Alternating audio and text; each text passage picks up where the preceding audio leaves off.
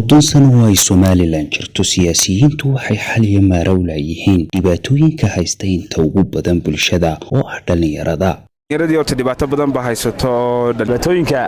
dhalinyarada haysta kamida amalaan baahsan oo jirta dhibaatooyinka dhalinyarada haysta aafooyinkii qaadka kamida fadhiku dirirkii baa kamida dhibaatooyinku marka la eegayo way badan yihiin marka kuwa dhalinyarada Somaliland dhibta kuwada haysta waxay tahay baan oran karaa jaamacadihii way badan yihiin ta ka baxaysa Somaliland waxa ka qalan jabiya kumanaan kun oo arday kumanaanka kun ardayna hadana ma haystaan shaqo waxyaabaha kilifayna waxa kamida in saami qaybsi wax kasta laga dhigo Somaliland talahaan anigu waxaan qof dhalinyaro ah markaan salaado shaqo tag hadaan shirkad ama meel aan xafiiskiyo shaqo waxa lagu xirayaa qof qabiilkayga ama lagu onayaa reerka aad tahay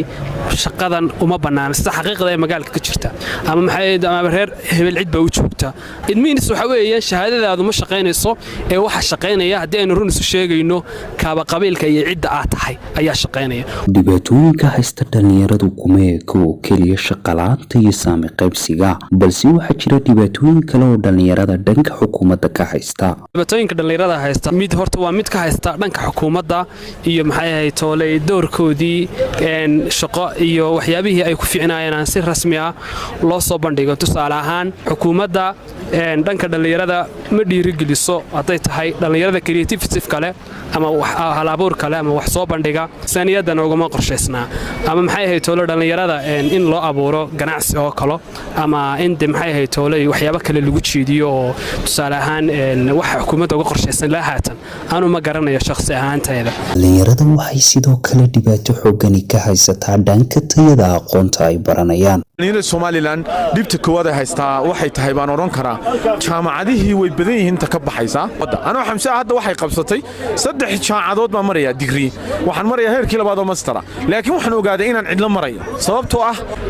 practical wax la yiraahdo leema siin iyadoo waxbarashadu aad u liidatay darteed dadka lama baro aqoonta khaaska ah ee waxtar kale ee qofku u sahlaysa inuu wax soo saari karo sida aqoonta lagu sameeyo waxyaabaha kala duwan ee aynu dalka dibadiisa ka soo dhoofsano balse taa bedelkeeda dadka waxa la baraa aqoon guud aqoonta guud oo aan lahayn wax nacfiya oo badan isla markaana aan la jaan qaadi karin suuqa shaqada iyo dunida casriga ah 10 kun sanad kasta qalin jabinaya 10 kun ee dhalinyarada ah